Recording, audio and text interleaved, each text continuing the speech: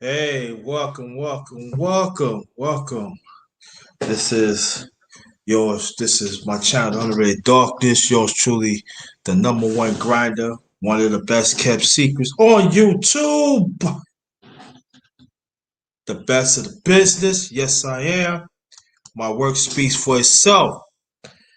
Um, Earlier, with brothers, we had a very powerful conversation.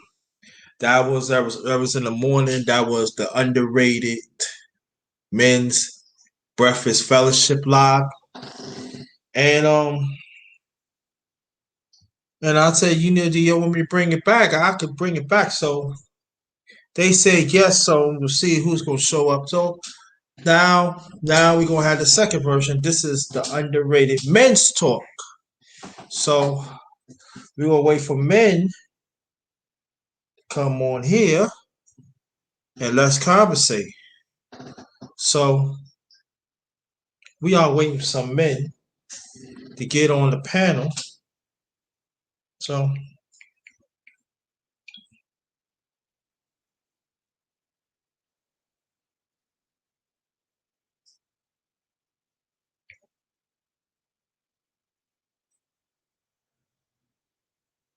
so this is the underrated men's talk. So we wait for some more men to get on the panel. Before that, I did the underrated. I did the underrated afternoon talk number 3. So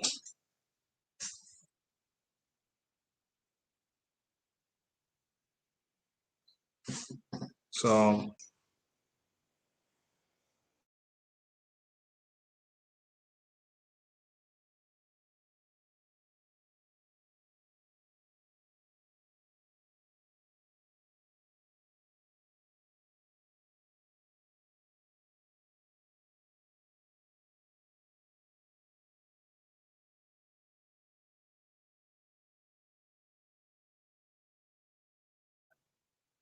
well, brother, it's going to be a continuation of what I had this morning.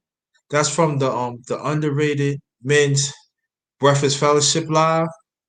That's gonna be part of that. So welcome you and everything. And this is how this gonna be. Any men, please have respect for each other while we talking, and also respect me and respect my channel. And brother, if you want to get on, put your email in the chat, and I can get you on if you want to. But what we was talking about brothers united. We're talking about brothers that's not acting according that you should. They should be held accountable. We was talking about a lot. We was talking quite a few things.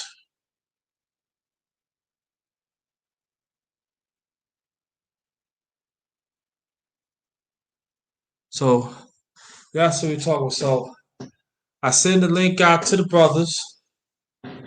Let them know that we on. So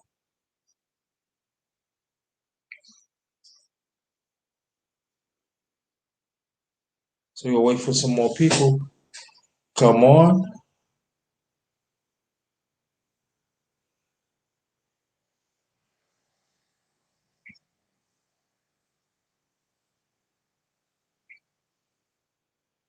Oops.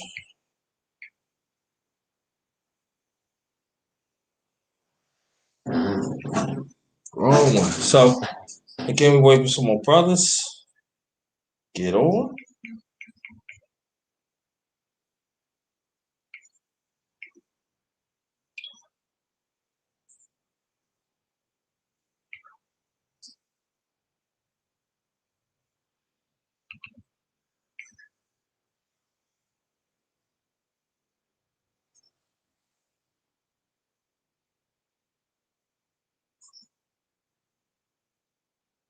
So I salute to everybody tonight. Please come into the chat. Please come into the chat. I'm going on.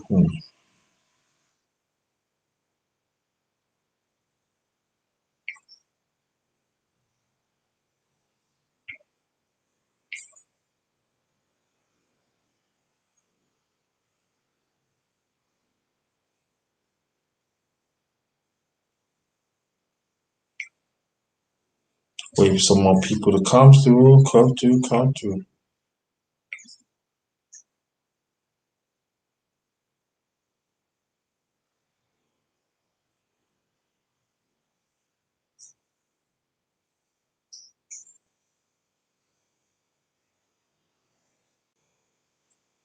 Oh, Black Star.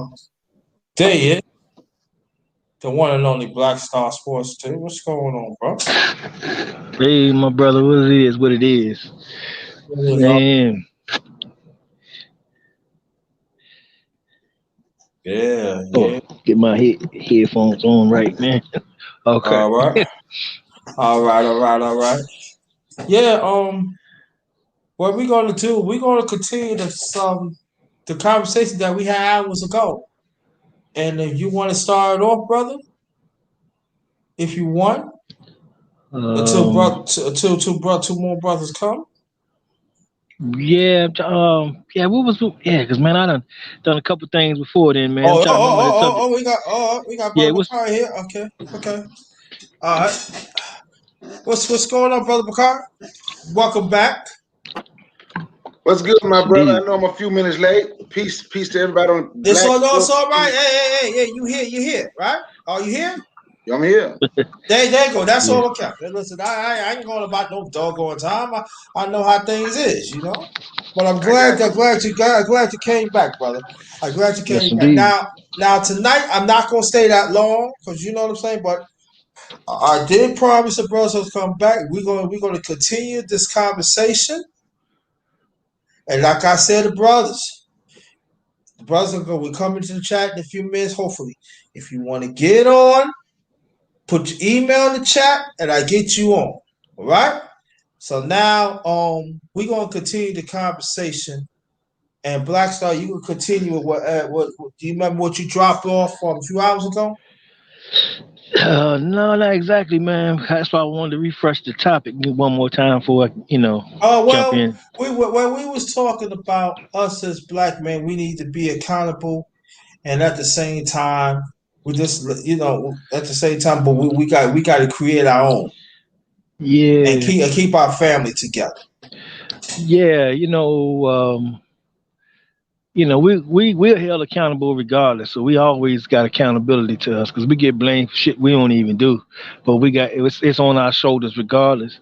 But what I do want to emphasize is the fact that we gotta take power to ourselves to build our own infrastructure of a world that is ours. We got to stop um, trying to do what we saw somebody else do. So you be hearing, this was the first black to do this or the first black. No, scrap that. This whole society that we live in is foul. It's not worthy for human beings to live in it. It's not right. But people who partake in it, they want to keep continuing to push the lie that this is beautiful. Oh, if you don't love America, leave it, and all that type of stuff. But anything that is out here and functioning, and you give up on making it better, it automatically at that moment starts to get worse, and we're gradually going in that direction. That's because these people think that they've already created a heaven here, and it's not that. So, with that being said, things can be better. People have to start thinking in terms of that. There was an inventor named Franz. Oh man, I can't remember his last name, but he did the Venus Project. If you never heard of the Venus Project, look it up. It's very fascinating. He had the ability to create self-building cities, Uh-huh. and it will be self-sustaining cities. And basically, the premise of his technology and what his goal was to make society to where technology works for us instead of us working for technology. Basically, you know, we wouldn't have to go to work because we have technology doing everything that we needed to do in every menial task. Building the cities, we don't have to have labor to do it, stuff like that.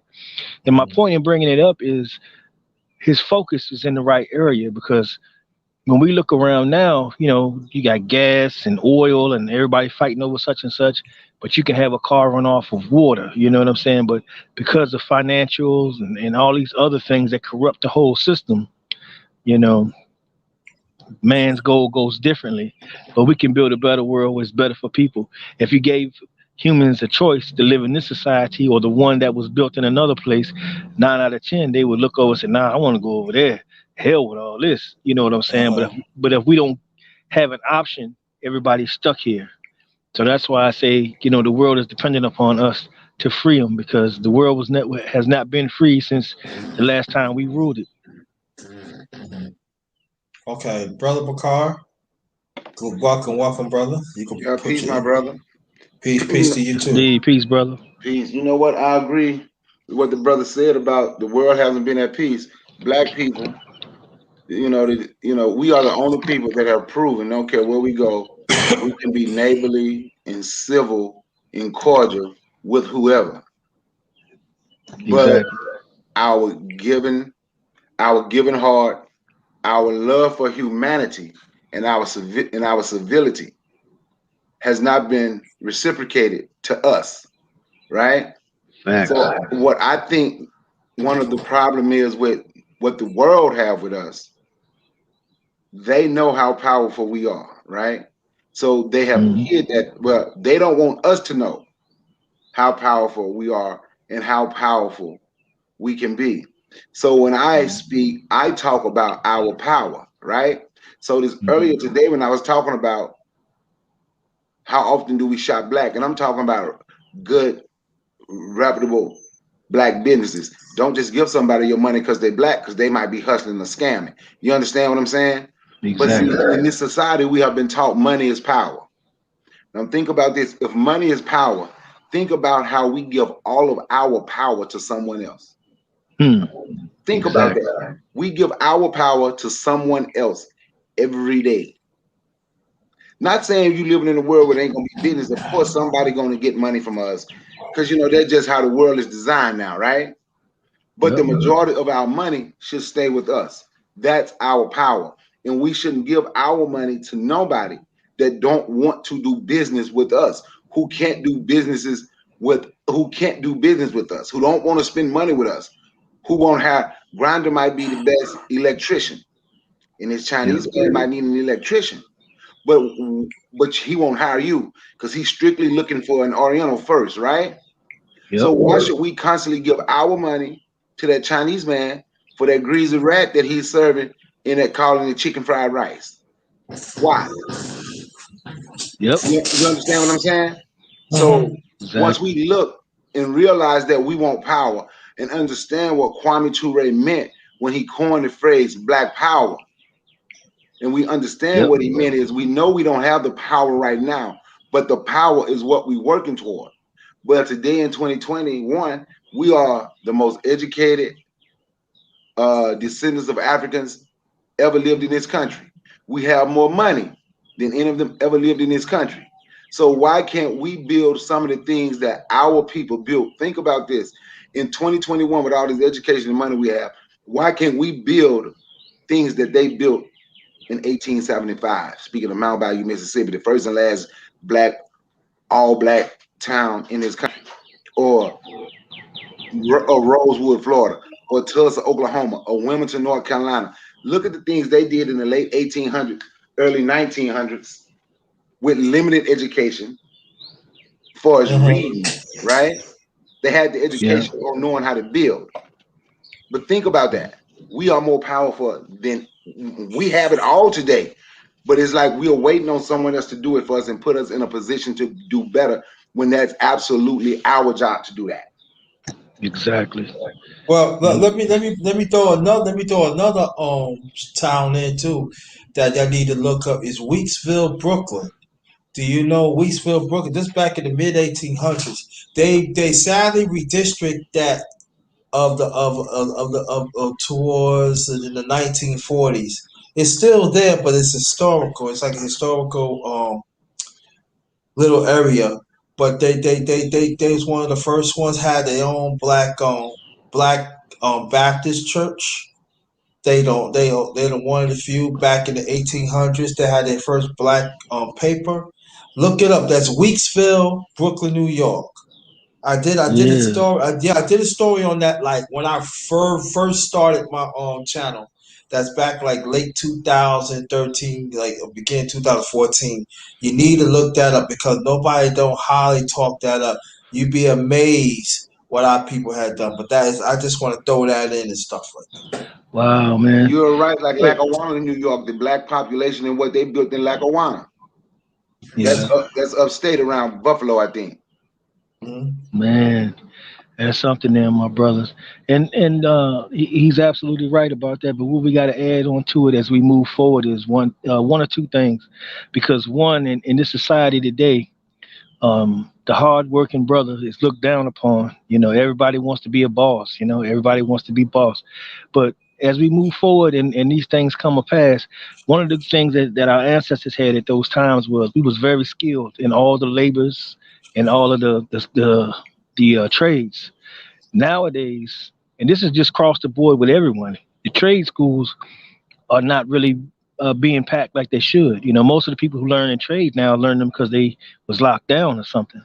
But what I had planned for, like, for my boys was to pick up a trade and become familiar with it, get it to the point where you're at least a novice at it, or good enough to where you can make money doing that. Then at the same time, or right after that, however they decided, they could go to school and get the degree in something else. So you have two options moving forward, because we don't know what's going to happen tomorrow. But if we were to get together and say we're going to build a town, we're going to build a city, well, we're going to have men who are going to be qualified to do the work. We're not going to have to outsource it. We're not going to have to bring in the Mexicans or whatever be the case. And not to be racial, I'm just saying when we're trying to do for ourselves, we have to do it ourselves. And a part of that is being ready to do that and equipping the young men with the skills they need to be able to bring this about. You know what? And that's a fact, right? I worked Yeah. at Were you done? I'm sorry. I thought you was done. I apologize. Oh, no, no, no. You good, brother? Go ahead, my brother. I, learning how to build these highways, put asphalt, learning how to do the grading, where you know Yeah. how you to make your street, to make your roads level, and how to put the asphalt. Do you understand? All those are Hmm. excellent trades. Learning how to, because if we're gonna do this, like you said, we're gonna have to know how to drive those skid steers, those backhoe, those big bulldozers, those backhoe Yeah. diggers, heavy equipment. We need on all of those are skills, like you said, right? You're right. A lot Yeah. of our people got away from. We started to teach our people, teach our youth, get away from skills and be a doctor or a lawyer or now. Don't get it twisted. We need all that, of course. Doctors, lawyers, science. We need all of that, but we also need the skilled laborers as well, and we have to be able to Hmm. work hand in hand. You understand? Because it all Exactly. go together. Yes, indeed.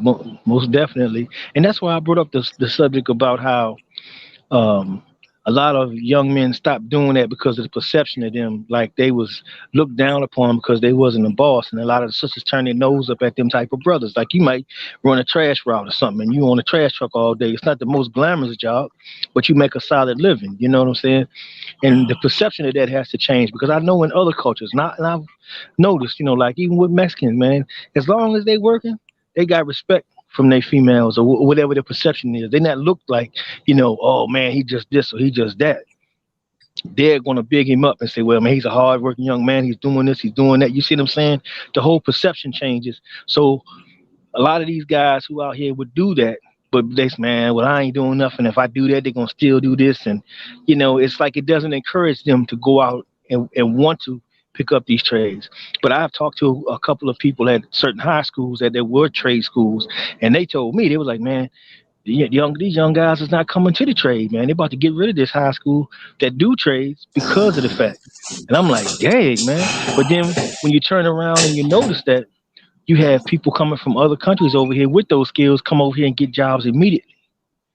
You know what I'm saying? And that's something we got to shine a light on, because and let brothers know, as long as you're doing something constructive within your life, and you can provide and take care of your family, that's all that should matter. You shouldn't worry about the perception of this boss thing. But through BET videos and we popping champagne, popping bottles, and we got hoes and all that imagery paints a whole different reality than what is real. And what is real is these things need to be taken care of, and we need these brothers to jump out there in those things. And even if this is not what you're going to make your future, know something about it. You know what I'm saying? Yeah. And you can have other interests, but I mean, say, hey, well, shit, if I'm not going to take this, well, let me go take HVAC. Let me just get to technician level, and I hold that. Then I go over here. Okay, I want to be an investor. Okay, you an investor, but you got this skill to fall back on, because we don't know what's going to happen tomorrow. But even if money is fall out and everything, those services will still be needed from some people, so you still can barter your way through life or something.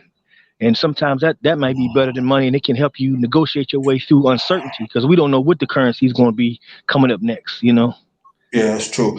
Now I want to welcome brother Clarence McClain. Welcome back, brother. Introduce yourself, please, and put your input in it. What you think? Actually, I'm just getting on. How y'all doing, brothers? What's going on? Now All you right. have to tell me All what we right. talking about. Well, we was just talking about what we talked about before, and we talking about trades that we need to get back into it and everything to better ourselves and stuff like that. So, Yeah, I'm actually. To be honest with you, somebody told me once upon a time to get you a trade, and I was looking to do the same thing. Even at my age, because it's still not too late for me to do it. But trades are very important, and I wish I would have listened when somebody told me a couple years ago. They was like, "Hey, man, when I was 22, 23 years old, go get you a trade." And I was listening to what they were saying, but it was still going in one ear and coming out the other, because I felt like I had enough time. And then at some point, it just wasn't important to me. But now I see, a trade is very important, man, and it opens up doors. It's very important, and I tell my sons that. I tell nephews, nieces, anybody, a trade is very, very important. So if you have the opportunity to go get a trade, man, go ahead and do it and take advantage of that opportunity. yeah, definitely. All right. Okay. Black Hey, Star, and, you and back? yeah, Okay. man. Hey, one thing I want to add to it too, and also a lot of this has to do with your location as well, because some locations don't have programs for you to get started on. But like me living in Houston, there are a lot of programs. There'd be like 7 month programs that you can take, like for HVAC or dang, my tongue tied. Electrician. You want to be those. You want to get in those fields. In 7 months, they can get you to a point where you can go out and earn a job to make a decent wage. Out here, and it's entry level, but entry level is still pretty good. But once you get in there and you get going and experience kicks in, you're going to learn so much more. It's not going to take you long at all to shoot up to double what you're coming into at that time. So a lot of young brothers don't are not aware of that either. They got to see the fruits of their labor, and it has to be shown to them for them to understand. I can remember being young and having those same advices given to me as Clarence did, about the trade and everything like that. And it's a lot of times coming up in high school, they don't give you your options of what you can do in the world. All we hear about is go get a job. You know what I'm saying? Well, what Yeah. job? What kind? How does this translate? You know what I'm saying? Yeah. So, Exactly. it's Okay. that type of thing. Okay. Brother Bakari. Thank you. I want you to could do. Where are you at? Do they have programs for brothers? Where you at, brother? And welcome, Erica Howard. I'll see you around. Welcome, welcome, welcome. Thank you so much. Yes, I'm in the Atlanta area, and Oh, okay. you know, Okay. and, and speaking of these trades, when Black Stars say the women don't see the dude being nasty and on a trash truck and doing the trades, don't see them as a boss. But I can tell the way Black Star talking and the other brother, I can Clarence, right? I can tell y'all no, right? Actually, the one who's going to be the boss first is the one with the trade. He going to run his own business Yes, before sir. before the other ones because it's easier to run your own. So what I do is, right, I have my class A CDL, right? I have a Yeah. hazmat and tanker endorsements, right? So my son, Man. he's graduating next month. He just been accepted into Jackson State. He's going for political All science. right. He's been saying it. Yeah, thank you. Congrats. Thank Congrats. Indeed. you. He been saying it since he was 6 years old. He's an attorney, right? We need attorneys. He want to be a public defender because he Yeah. says so many of our people get locked up in his system and don't have nobody to defend them because they can only afford a public defender, right?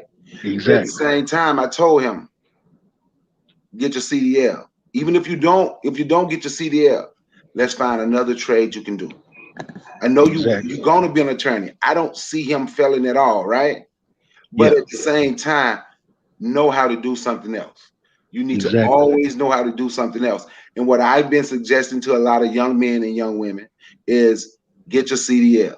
Yes. If you're not sure what you want to do, get your CDL. Yes, And, sir. and honestly, if you find a brother or sister, wherever you are, and they're 21 years old and they don't have a family and they don't have kids and they don't know what they want to do, man, and they don't have the money for school, for the CDL schooling, look, man, if you found one, start your see if we can put him or her in school, because that's really truly in the beginning, that's a young person business Yeah. without a family, because he or she is going to be on that road all the time. Exactly. Let me add one thing to you, my brother. And they do have places out here that will have companies that will sponsor you to get your CDL and put you in school. And what they'll do is they'll make you sign a thing where you have to stay with them a year or 2 years or something. But they'll pay for everything for you to go through the classes, take the road test, get your license and everything. And once you get your license, you got a job day one. That is out there as well. And it's funny you say the CDL, brother, because I had mine as well. My father's a truck driver. Matter of fact, he owns his own truck company. So that right there is definitely what he's telling you is 100% on the real. Yes, indeed. Yeah, Okay. I'm Let sorry. Go ahead. no, no, Go let ahead. me introduce her. All right, welcome, Erica Howard. I say, see you in the YouTube streets. Thanks for coming. Welcome to the Underrated Men's Talk. This is for continuation from this morning. The Underrated Men's Breakfast Fellowship Live, Men's Fellowship Live. This is a continuation. Earlier, I did had the underrated afternoon talk. I did want the ladies to get on the panel. It didn't happen, but in the near future, I'm definitely gonna have women to come on the panel. And I got quite a few topics that I want the women to get on. But tonight it's gonna be brothers and everything. I want you to sit back and relax and everything. And please, the ones who come, and please subscribe to me and also subscribe to the brothers on here, and they definitely will subscribe back, and let's work as a family. Let's work as a family and let's build. I'm sorry, brother Bakar. And shout out to you, Cool. Just if you want to get on, let me know. I'll send the link to you. Go ahead. Sorry, brother Bakar. No, you good. You good, brother. And and when we talk about building our own towns and our own communities and doing for self, right? Transportation is one of the things we're gonna need, because if you're doing for self and you have grocery stores, right, you're gonna have to be able to take food. You understand what I'm saying? So you got to Exactly. need all that. Like, I owned a residential trash company, right?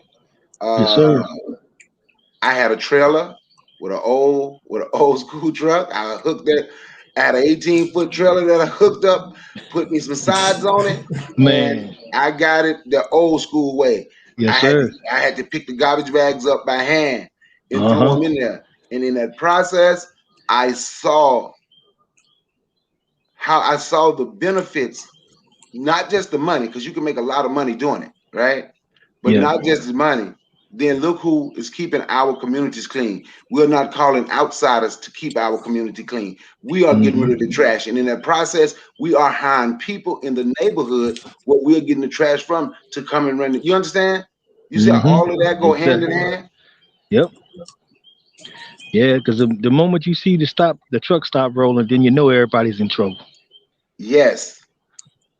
Everybody's, and another thing, bro, just to add, like we like, I oftentimes I'll say, because I'll be looking to go to Africa, man, like Tanzania or something like that. I think, but we do have the option. There are places here, there are towns here, old towns that is up for sale, like whole towns. Already got a city hall, already got a fire station, already got all this in place. But they're selling all of it because there's no jobs on the outside to fund the area. So it's like if you had a group of people that came together financially and they made a mind to say, well, hey, we all going to relocate here. And they had a business to say, well, all of them could work at home or however it be. They could settle up there for cheap and have their own, have your own little town laws or whatever, your own police department, your own fire department. You see what I'm saying? You got independence inside of here in a small frame. As we want to think on a national level, but that's a hell of a beginning. Right, You have to exactly. start somewhere. Yeah, I forgot to read this. Let me read this quick. Let me take it off. Come enjoy real conversation with the #1 grinder. Us as the righteous one individually, let's make a change within ourselves. And genuine being there for each other. We got. Remember, we got. And please hit the like button, share this out. Again, anybody that came in that is new, please subscribe, hit the like button, and share this out, and also share out through your social media, and then subscribe to each other in here, and then also subscribe to the brothers. Go ahead, brother McCall. No, I was doing. It was on someone. I think it was on Clarence. He been chilling. He ain't been speaking. I think it was on him. All right, go ahead. Bronx Pigs.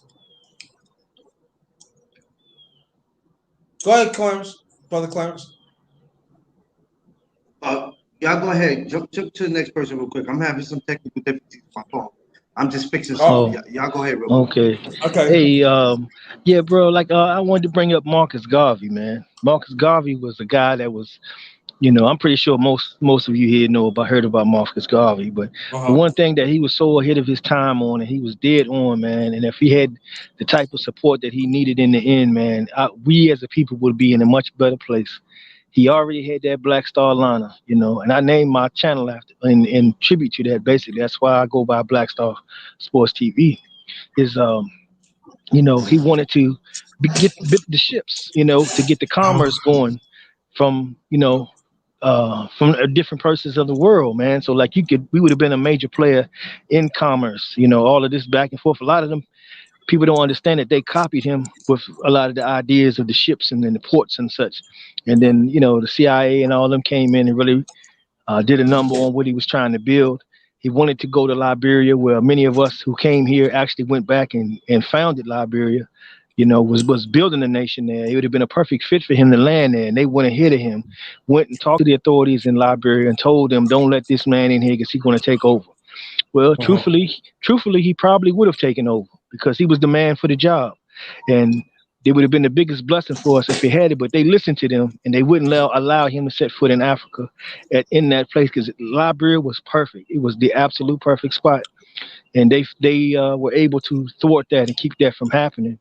But if you haven't known about Marcus Garvey and the Black Star Liner, check out. There's lots of videos on YouTube about it. You'll hear documentaries from testimonies from people on the documentary that were there and can tell you specifically what it was like and everything that he was about, man. And it's definitely must check out if you have now, if you don't know him. Okay, yeah. Please go check him out. He greatly appreciated. Yeah, please check him out. And let me ask this question. Now, did we talk about this? Is an excellent conversation. Seems like that we left them on. Let me say this one thing. Now continue. Information, man. If you want to get on, let me know. I send an email with the panel. Oh yeah. With the panel. Salute to the under information, man. What it do, my brother? Yeah, salute to you. If you want to get on, brother, let me know. I send you the link. There's no problem with that. But I'll leave that up to you. But the question that I want to ask is this: that how us as brothers and where we at, and I mean like the one who have resources and ones who don't. How do we put that together for our young ones so they can win? And whoever started first, go ahead. Okay, information. Can you repeat that question again to make sure I heard Okay, it? okay. I said there are some brothers in here that have resources to do certain things, and there's some brothers ain't. And I want to know, how do we get put those two together, but at the same time still create programs for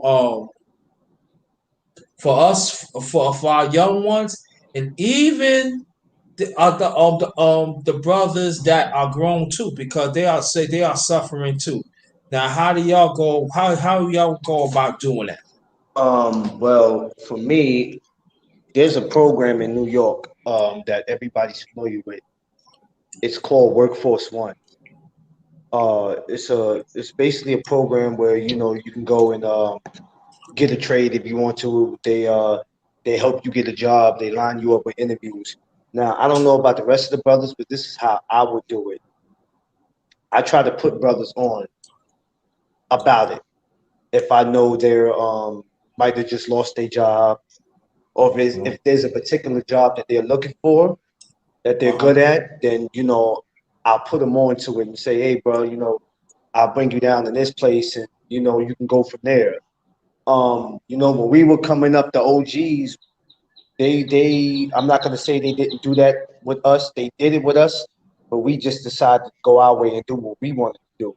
So what I try to do is, I try to do what they did, but just try to add a little more to it. Like, listen, man, I did this, I did that, and it didn't work out too good, man. I'm just trying to tell you, if you go this way, man, your life will be much better. You know what I mean? But that's what we need. That's what we need to do. Just start putting brothers on, and let's stop holding the information, because there's a lot of that's going on. We hold information. We don't want to see the next brother eat. There's a job out there available for that brother, or there's a program available for that brother. But because you didn't get it, or you waiting to see if you're going to get it, you're not going to tell him. And that's just wrong, man. We can't do that. Each one teach one, and we gotta be there. And let's stop holding the information, and let's share the information. And as long as we can share that information, we can help one brother that can help out five brothers, and that five brother can help out 10. And then it'll keep going from there. Exactly. Exactly, man. Um, I think that this is the type of thing like we talk. It's like twofold. You want to hit it from the top end, what someone say, quote unquote, bottom. As far as job perception or whatever.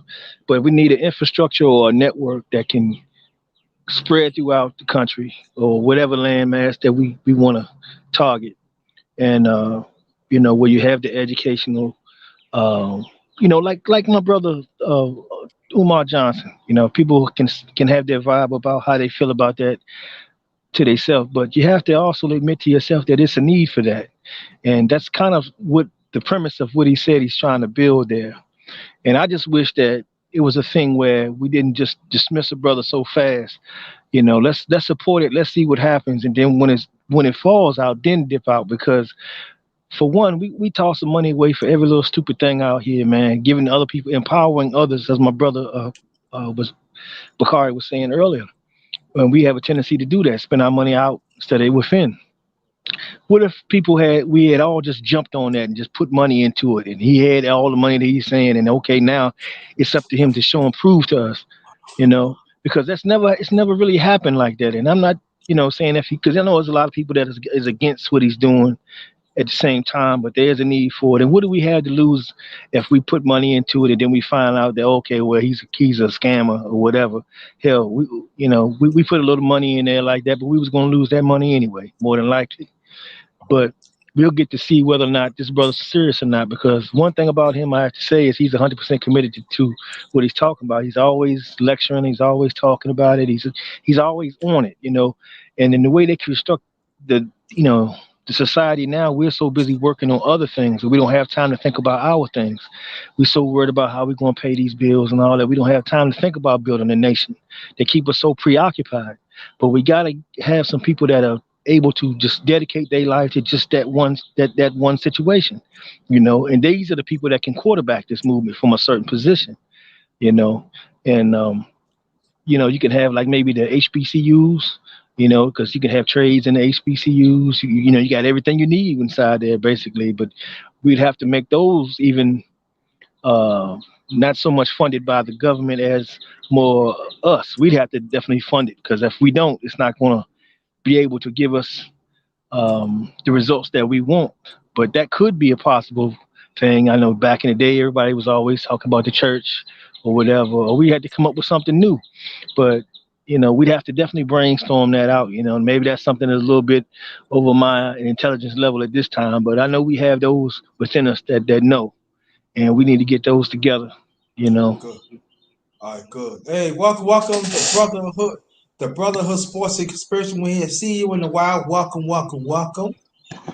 This is my channel, the Underrated Darkness. Yours truly, the number one grinder. Thanks for coming. This is the Underrated Men's Talk, and anybody that wants to support do have a cash app is $ capital JT 53000. Also, I do have PayPal. It's paypal.me / and also all in caps JT Black 53. There it is. What's up here, dog? Oh, reliable. Thank you so much. Thank you so much. Okay, thank you. Are there anybody that want to build up? Because I got another question. Go ahead, ask your question. Go ahead. Okay, cool. Now, this is very dear to me. I'm putting a spin on this. And please, brothers, all due respect, let's stick to this topic because this topic has not been mentioned for a long time. Let's take the feelings out, please. Even in this chat, even outside, please take the feelings out and understand what I'm saying. There is a growing epidemic of women molesting little boys, and I'm sticking to our community. How do we go about to keep this as a priority, a part of our community? And what I'm going to do, I'm going to start at Brother Picard, Brother Clarence, and Blackstar. Well, first, you have to talk to your kids and let them know of anything. If anybody touching on them, they need to talk to you, right? So now, if women is molesting little boys, so now we have to look at ourselves as men, right? So, like I say, men have to lead the way. So we talk to our little boys, make sure they're comfortable with us, so they can tell us if anybody doing anything to them. But now on the other side of that, we also have to stop talking in front of our kids like how many women I've had has made me that's big time. You doing it because you got 5, 6 women at one time. See, so now in that little kid head, it could be, it's according to how old the child is. But if the child is 12, 13 years old, let's say he's 12 or 13 years old, I got a notch on my headboard already at 12, 13 years old with a grown woman. But if that's a growing epidemic in our community, that is something as men that we need to take care of. Period. Point blank. We have to handle it. I'm gonna say something about that. Blackstar. Yeah, man. That's a real touchy subject, man, because there's too much of that going on, and a lot of that leads to, um, how should I say this? Well, yeah, I just said like LGBT lifestyles. A lot of times when people get, introduced to the sexual aspect of life too early, be it male or female, it tends to have a negative effect on their mentality, and then it comes out in different ways. And a lot of times they evolve into becoming, adopting that lifestyle. And it's the craziest thing because even like you have people like we was talking earlier about that one YouTuber that's out here that just got busted for trying to talk to a 13-year-old girl, and they'll molest these young kids, and then that kid will take it and grow and then do the same thing to somebody else down the line. It's like the craziest anomaly about it. So that's one of the reasons. That's one more of the reasons why it must be dealt with. It must be dealt with swiftly and severely with anybody who participates in something like that, because everything that we're doing for a better tomorrow. And their sacrifices have to be made, and there's gonna have to be judgments that's gonna have to come swift and hard. And we can't play games with, especially when it comes to the youth, because that is what the future basically entails. Is them. It's going to be on them. How they turn out is going to reflect on the ways that we set them up. We have to set them up for success, and not just for success, but to take it further than where we are, so that we can get this thing moving in the right direction. Anything less than that is just not going to be acceptable. Okay. Okay. Let me read this. Is silly. Silly. With all due respect, silly mom for life. I want to keep this on. I want to keep this on topic, but I'm gonna read it anyway. New Jersey thinks it's nasty that a father wants a young adult child to have a grown woman that is not separate or. I understand what you're saying, single mom for life, but the question is again, what are we gonna do about that women molest little boys? We gotta learn to stick to the conversation. Please stick to the conversation. Ebo Sosa, if you want to come up here, let me know, brother. I will send you the link, because when it comes to men molest little girls, we on it, and we have every right to be on it. But it seems that seems with this, we lag a dagging, and we not gonna have none of that. I'm not gonna accept it for no black man, and I'm not gonna accept it to no black woman, because our little boys is getting hurt out there. And also some of these sex trafficking that is going on is headed by women. But it seems like it's going on deaf ears. So I'm just saying, let's stick to the conversation. We don't want to talk deal with the father or what the father's doing. But I understand what you're saying, silly mama. I understand that. But I'm just saying, if we say that we love our community, that we love our family, that means we got to protect our little boys of these women predators. Now, if they're men predators, yes. But we see like when it comes to the women, it's on deaf ears. And for me, I cannot have that. So we're going to talk about this a few more minutes. We're going to find some solutions. And I urge that women that are content creators, y'all need to pick this up too, just as brothers. But y'all women, y'all need to pick that up too, and y'all need to stick to the topic too. I mean it. I really mean this. So there is another question that I'm going to put out there, and any of your brothers, y'all can answer that. Now we know this is going on, and I hear you, brother Bakari, that us as men need to step up and take care of it, and you are absolutely right. But this is the question that I want to ask: what about that woman that is continually molesting little boys? What should happen to her? Should we give her a slap of the wrist, or it's supposed to be much foundation to get her out of the community? Any brother can answer that, please. Yeah, the same thing that happened to R. Kelly. Shit. The same thing. Ain't no difference. It's the same thing. Yeah, exactly. I value all black life the same, black girl and black boy. You mess up the black girl, you get punished. You mess up a little black boy, you get punished. Exactly. Brother Bakari, again, I understand what you're saying. I'm going to say this again, and I mean it from the bottom of my heart. When it comes to men molesting little girls, it seems to us that we stick on it. And I'm not saying there's nothing wrong with it. I'm just saying, let's give the little boys some respect here. I want to talk about the women molest little boys. I understand about the little girls. I get it. You know, we're going to protect the little girls. There's no ifs or buts about it. But there is a lot more throughout the years. I've been on this earth going on 55 years. As a matter of fact, I'll be 55 in June. And I see things has happened. And it seems that, again, it's sweep underneath the rug that we want to switch it up. And I'm asking the question again.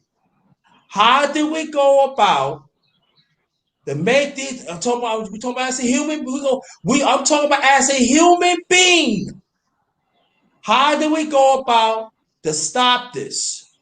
Because our young boys is hurting. They are hurting. And there's hardly no resources to talk to them. I know. I have worked with them. And it's not about picking on the women. I know. So I want to know, how do we go about to let them know that they are loved, and at the same time that we're going to protect them, and we're going to do whatever we can, whatever women that molest little boys, and even the brothers that know that they doing it, we need to cast them out. How do we go about doing that?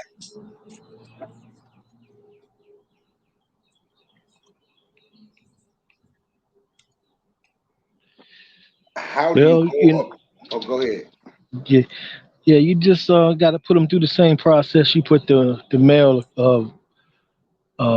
aggressor to, and what you basically is trying to get at is really the biasness towards the sexes, like, because we paint it because it's a man, it's looked at as being worse than when women do it, but it both has the same effects on the child.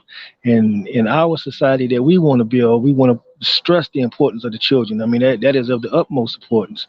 I mean, and as a man, your job is to protect the women and children, but the children over women when it really comes down to it, but because that is the future, and we have to protect it, and we got to preserve it, and we can't have a sick person like that passing that sickness on to the next child so that child can take it into the future.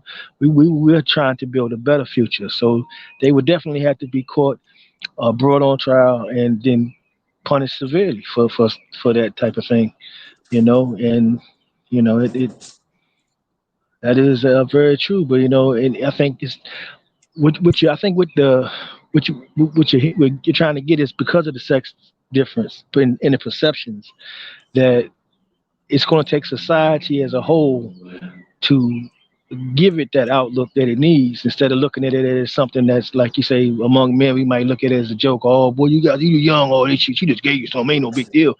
No, it's more than that, because a child is too young to understand things of sexual natures. They can't process it the right way. That's why you wait for a certain amount of years in your life and your development before you can even partake of something like that.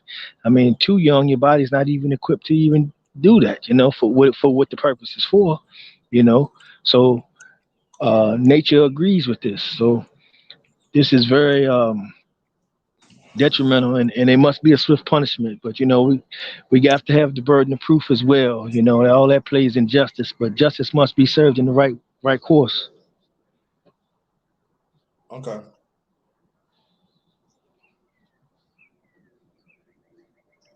Simi said, silly mommy for life. She said, do you think fathers or older male figures are scared to talk about with their young sons or any young boys? No, I don't think so. I think there's no resources to have, and then sometimes they not gonna tell them because they figure that that's just the norm. So, and then at the same time, there's no resources that is willing to talk about it.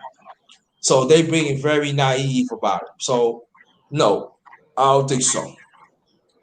So um you want to add anything, Brother McCartney? Then I'll go on the next question. Yeah, that's what I was just gonna say. I agree with Black Star. That's why I said earlier when you asked. That's why I said the same damn thing they did to R. Kelly is the same damn thing they need to do to a black woman. But now, if that's for harming a little black boy, the same damn thing. It doesn't make a difference who they are. Now, if there's not any resources out there for black boys like it is for boys, like it is girls, once again, for me, I'm going to say this is something that we're going to have to look into and see if we can create or whatever we have to do to have resources for those young men can come talk about this and can have something done about it. That's what I'm talking. That's what I'm talking. See that to see before I continue. That's what I want to hear.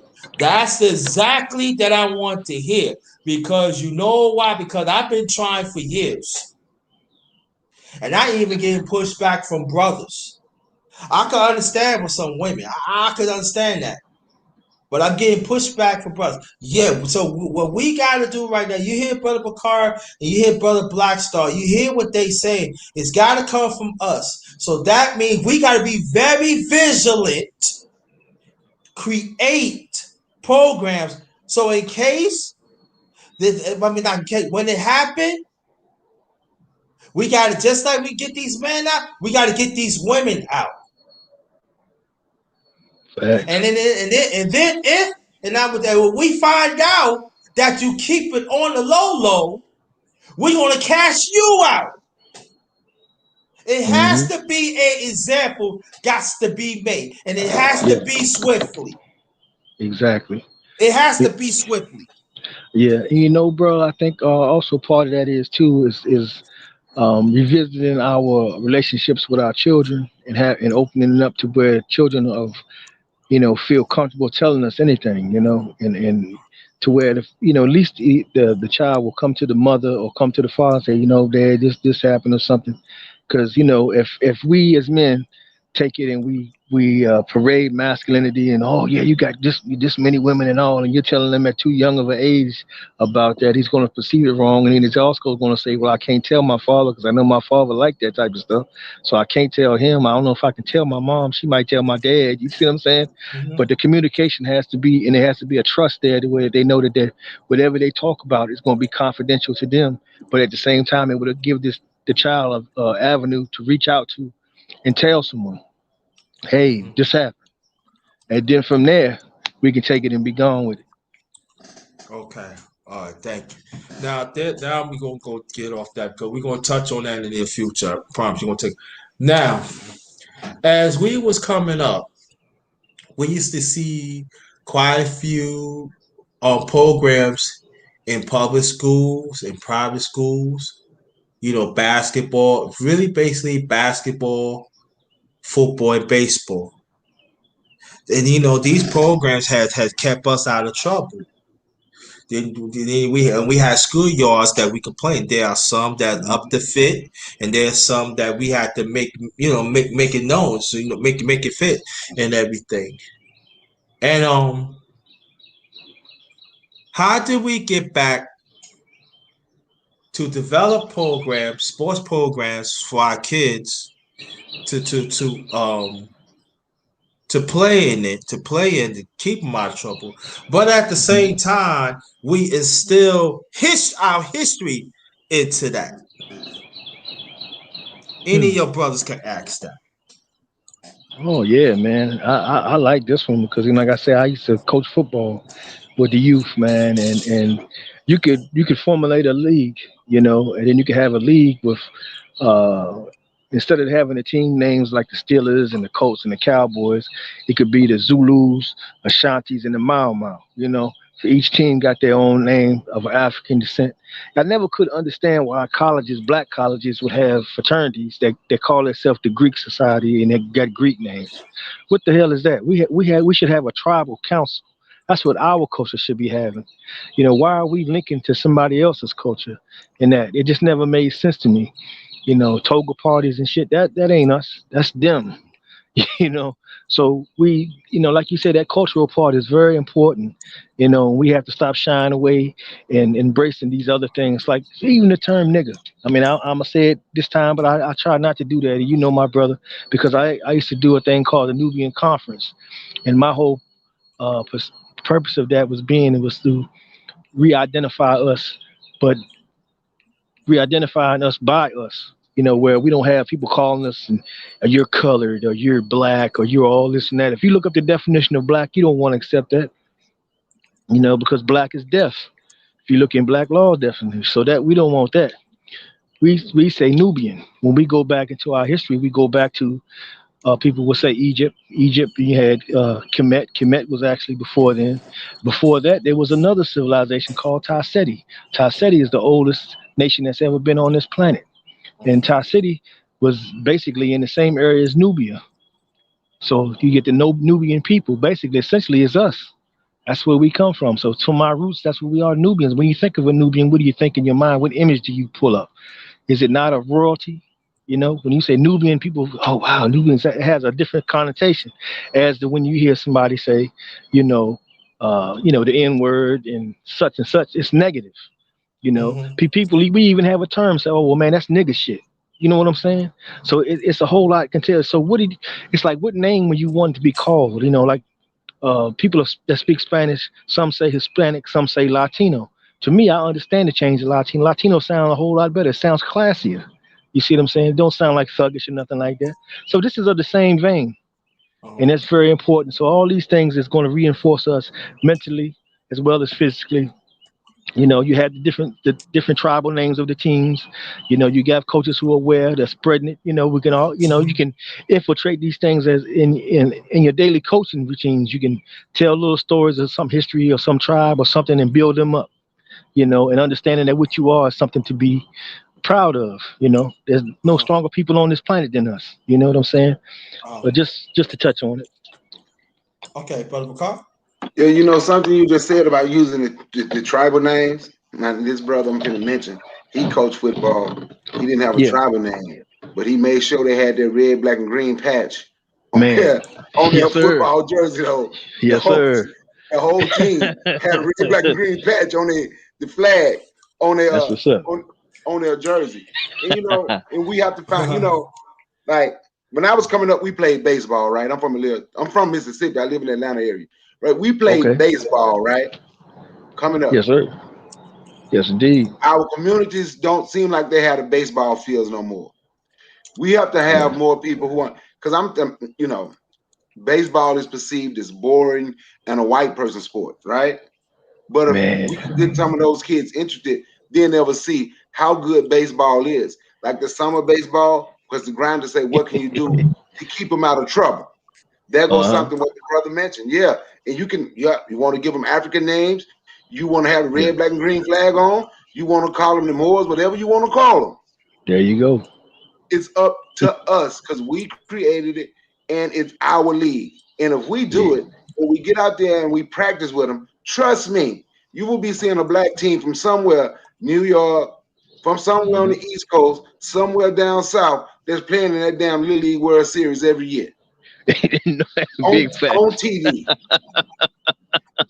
Yep, exactly. And then to add to that, man, these, like you say, they say baseball is boring, but those are the highest paid athletes, and they have the less risk taking playing that sport than anybody else does.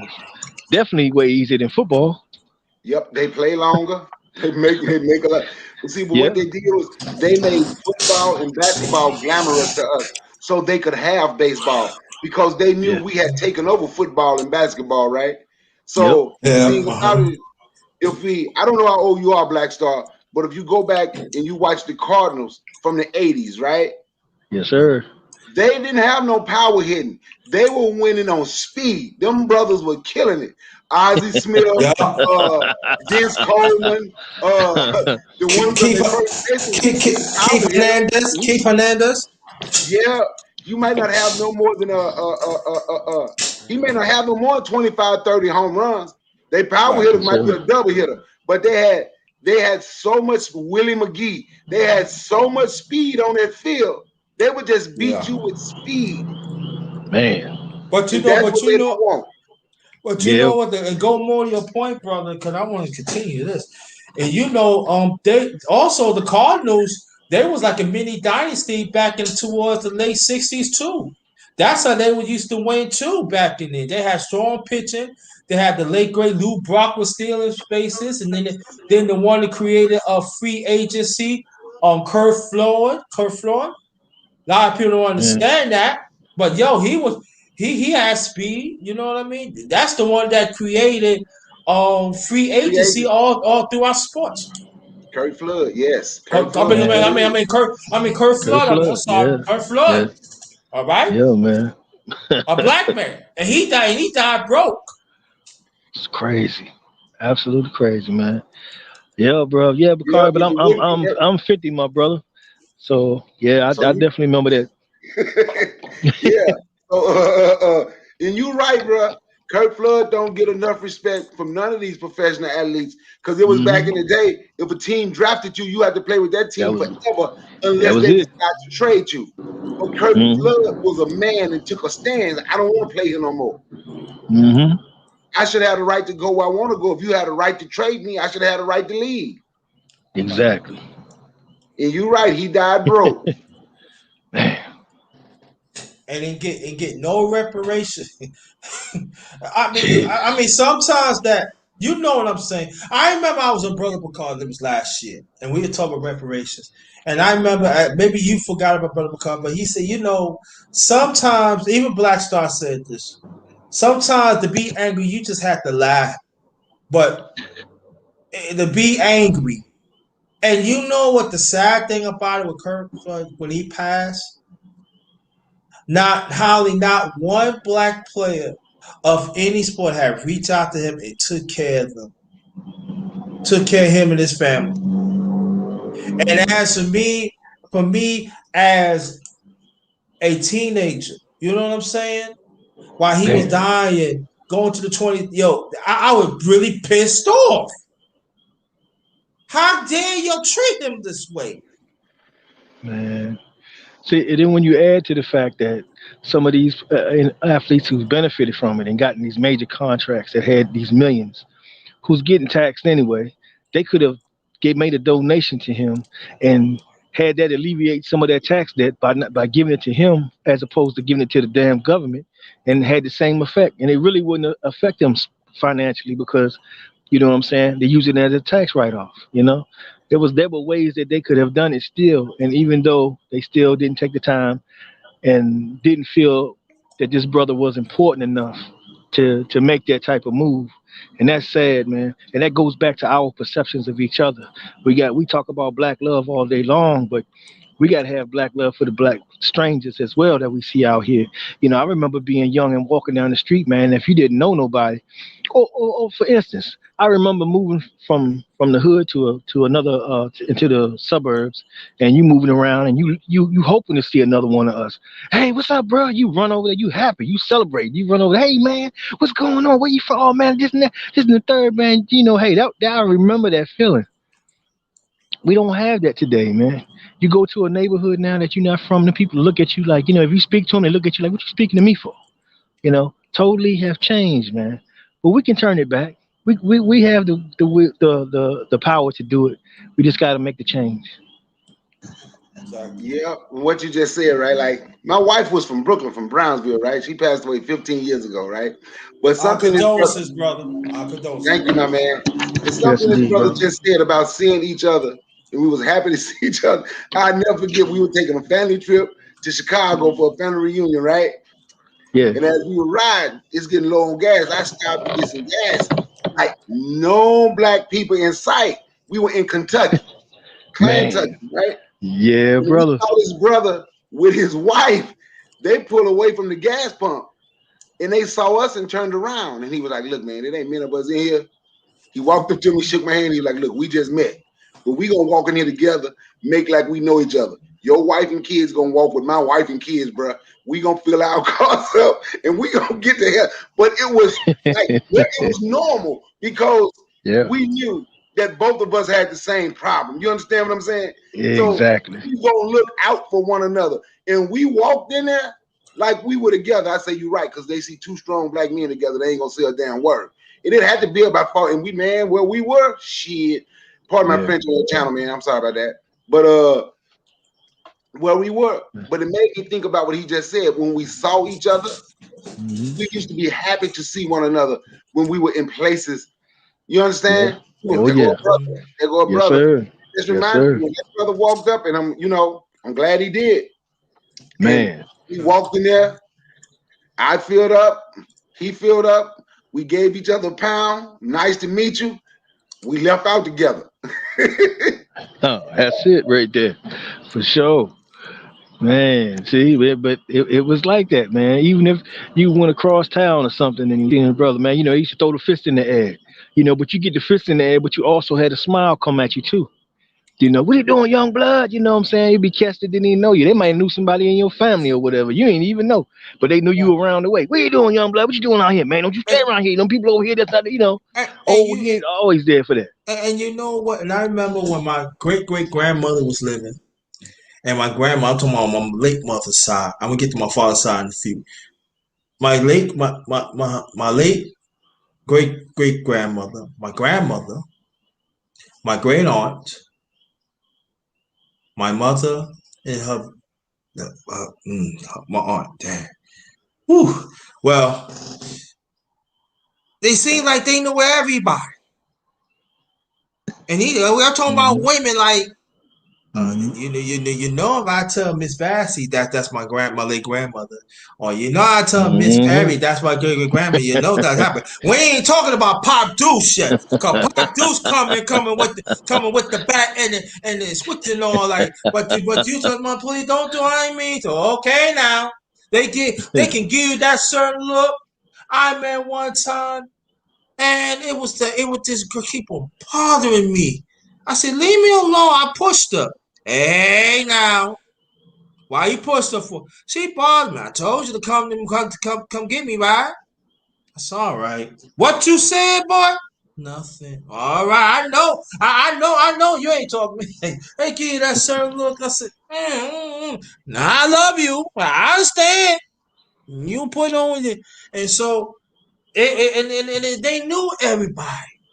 It's like everywhere they go, we instead of we was we was like in one tribe, and it doesn't make it to how many miles. We took care of everybody. You know what I'm saying? I mean, we have our we have our problems. There's no doubt about that. But we took care. They looked out, and you don't mind you do not mind to get checked. Because in the long run, you'll be a better person. I remember it when people were doing bad to me, like the drug dealers and all like, no. They was not doing around like good people, but they do protect the community. Because I was protected at that time. When my family wasn't around, no. Hey, no, bro. He's no good. No. What do you mean? Hey. You do not touch him. Now you go on now. You see that nice place? You see across the street? Now I don't want to be over there. All right, then be gone then. And that and we missed that. I mean, I'd say this, but I missed that. There's no camaraderie us no more, man. And it was actually women was protecting boys and girls, little boys and girls. Yes, it was. Yeah. And then, like you said, the street cats out there, they set the laws of the street. Gangsters, Yeah. they had that thing going on, but they didn't touch the women and children.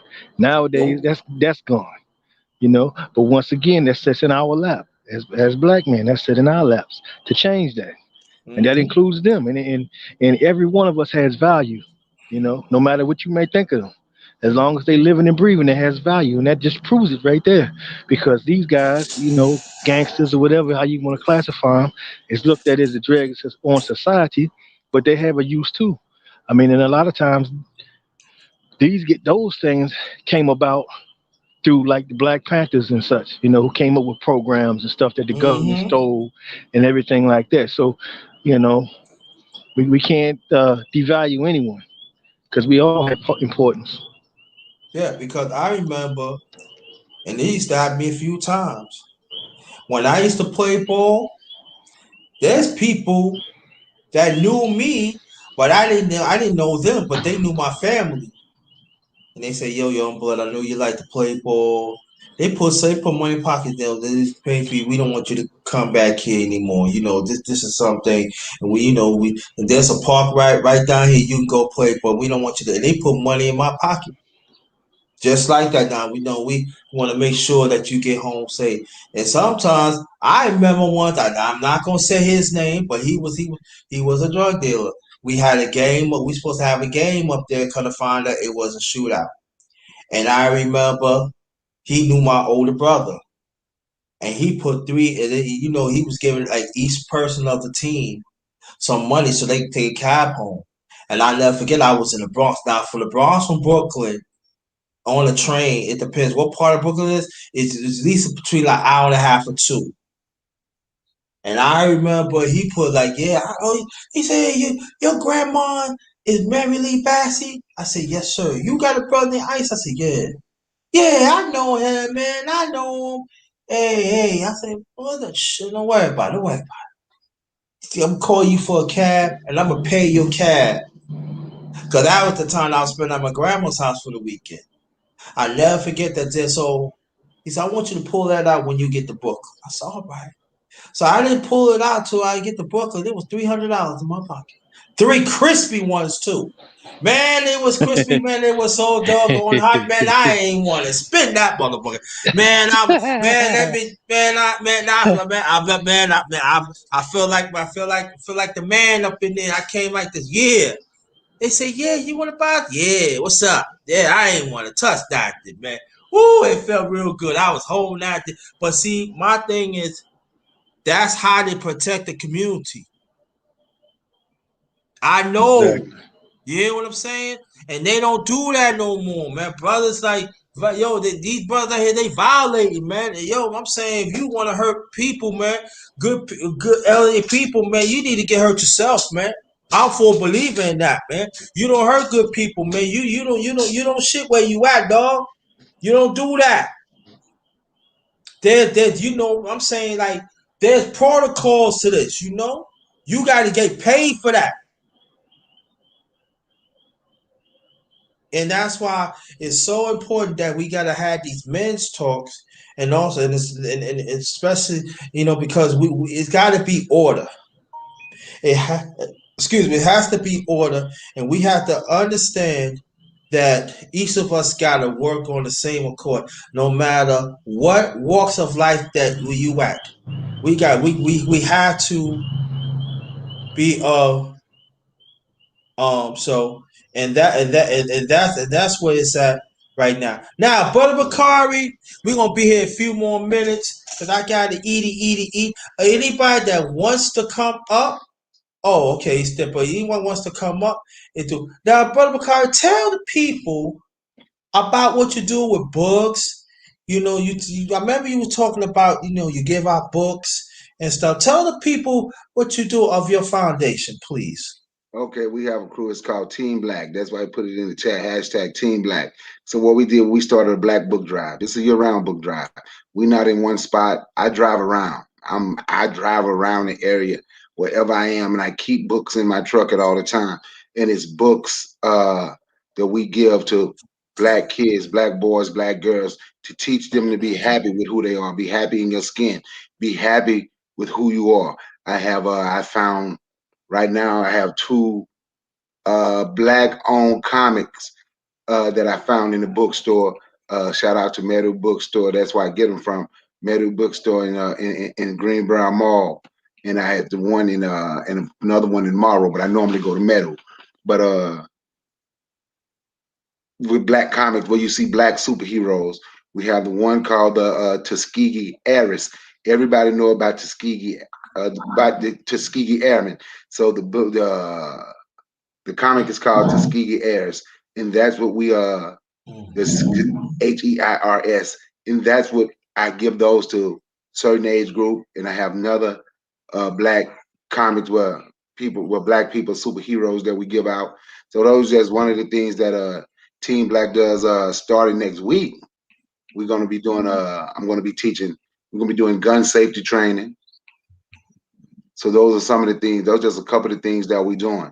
Mm-hmm. That's all right. Wow, I want people to know. So if you so do you so anybody that want to get a book and they outside, could they email you or stuff like that, or they just got to be in the area? No, Bakari promising at gmail.com. I'll put it in the chat right now. Okay, cool. Do that, please. Thank you. I just put it in the chat. And you know, do y'all remember that bad winter storm that was in Texas where they were out Yes. electricity? Okay, so Yes. they didn't mention Mississippi, right? So I'm from Oh. Mississippi. So in Jackson, Mississippi, when that bad winter storm hit, in the black area, Jackson is a city that's about 80% black. So which was most of the city, the black area didn't have water. So it was Mhm. people from here, and I didn't know. If I had known, I would have. But what Team Black did was we raised some money and we took pallets of water down to Jackson, Mississippi, and passed it out. Mm. Went worked on the farm, passed out food. Those are the type of things. Those are the type of things that we do. Great, great, great, great. So in these spaces, when you hear, "Oh, black man don't do nothing," he do something. There's no black man that works in the prison system. Oh, you want to bet? Information man does. Oh, Blackstar, he don't do sports. Well, Blackstar, he coach sports. Nobody. I don't hear no black man who talks about nourishing and talk about different stuff and help our people and stuff. I do it. And my work speaks for each one. See, the people that I bring up and the brothers, I see they work and we see each other work. But at the same time, these black men needs to be acknowledged because it's not easy what we do. It is not easy the way how the system set up. And let me say this: these women and the women that is pushing this too, that doing the same thing, we need to go and salute you too. I salute you too. So, welcome. How you doing? Welcome, welcome, welcome. And that is the thing that we have to understand that maybe you don't have a lot of money. Maybe you don't have the resources, but you could create and help. And you'd be surprised how many people that you could help, that you could inspire, because of your actions. Because you know why? Because it happened to me. Once in a while, wherever, if I make a lot of food, if I have like a big aluminum pan, I put it in there. So you know what to do? There's the ones that are less fortunate. I don't call them bums. I call them less fortunate. I bring the food to them, some paper plates and some forks and stuff. Have fun. What you want us to do, man? Just survive out here, dog. Just survive out here. At least I'm giving them humanity. That somebody cared. And that's what it's all about here. So when you have brothers that's reaching out, tell them, said thank you. Tell them I appreciate that. Because it's not easy what they do. I could put myself into it, but I'm not going to do that. But it's not easy what these brothers doing, despite of the evil tyranny that this system keep on laying upon us for centuries and going into decades. It's not easy, and even women too. It's not easy what they do because the hunt is on of our people every day and throughout the years. They're trying to make sure that our agenda be smaller and smaller and smaller. That even that dot they're trying to make it exist, non-existent. We cannot let that happen. We got to make sure that our agenda is a brighter light. We got to make sure that that light will beam on the unrighteous ones. We have to make sure that we are here, and we're going to do whatever we can to be there for our people. And that to me, that is the most important thing, important that to me that we have to be. And brother, information man, if you want to come up, let me know, please, right now. If not, I'm gonna close this out because underrated, because number one grinder, I am hungry month. I'm hungry. I hungry. But if you want to come up, you know, I don't have no problem to stay for a few minutes. I don't mind, But if you want to come up, let me know, please. And I need to know now, of all due respect. And I want to thank Brother Bakari. I want to thank Brother McCall. I want to thank Brother Clarence McLean. I want to thank Brother Black Star. And we're gonna have more of these talks in the near future. And but let's be good to each other. Very important. And let's understand that. Okay, Can I I give a got you. couple? I got you. I'm Huh? sorry. I'm Go sorry. ahead, Go bro. ahead. I was just gonna say, can I give a couple shouts out right quick before you close? Yeah, I want you to get your couple shout outs and your last remarks, please, and stay there so we close out together. Okay, look, I'm gonna give a shout out to everybody in the channel, in the chat. The panel. Thank you for allowing me. Everybody in the chat. I hope y'all enjoyed the show. Hope you, if you never heard of me, you heard of me now. The name of my channel is Brother Bakari, but I got to give a shout out to. I had some people from Team Black come through and check me out on the panel. My good brother Guy Nollywood Jr., Erica Howard, and Sister Newly. I thank y'all for coming through along with everybody in the chat. And my channel, once again, is Brother Bakari. Peace, one love. Last remarks, please. That's it, my brother. Okay, you stay right there then. Thank you. Make it nice short. I want to thank you again to bring the people, bring your family here, and please subscribe to me, and please don't let it be your last time. Keep on coming. Let's build. And I put put the hashtags up in there so you can check that out. Thank you to come to my channel. It's the Underrated Darkness. Yours truly, the number one grinder. One of the best kept secrets on YouTube. Yes, I am. The best of the business. Yes, I am. And my work speak for itself. And I want to thank you so much to make this a special night for the brothers, the evenings throughout the family. I want to thank Information Man for your input. I want to thank everybody for their input because it wasn't for y'all. There's no my channel is no Underrated Darkness. There's no number one grinder. So I want to thank y'all so much and come back, and come back. So this is it. This is the end of the Underrated Men's Talk. Again, please travel safely, family. Please travel safe. If you have to travel in groups to a certain destination or home, please do that because the hunt is on and the climate is getting worse and worse and worse. So that means we got to think smartly, we got to talk smartly, and we got to motivate smartly, and we got to travel smartly. Very important, y'all. And we got to teach our kids that. Like Brother Bakari said, wherever we learn, we got to teach our kids. Just as Black Star said in his own way. Just as Clarence McLean said in his own way. And me. And even y'all. Got to travel safely. We have to. It is a must. All right? Have a blessed night. Thanks again. Until next time, family, this one is Ghost.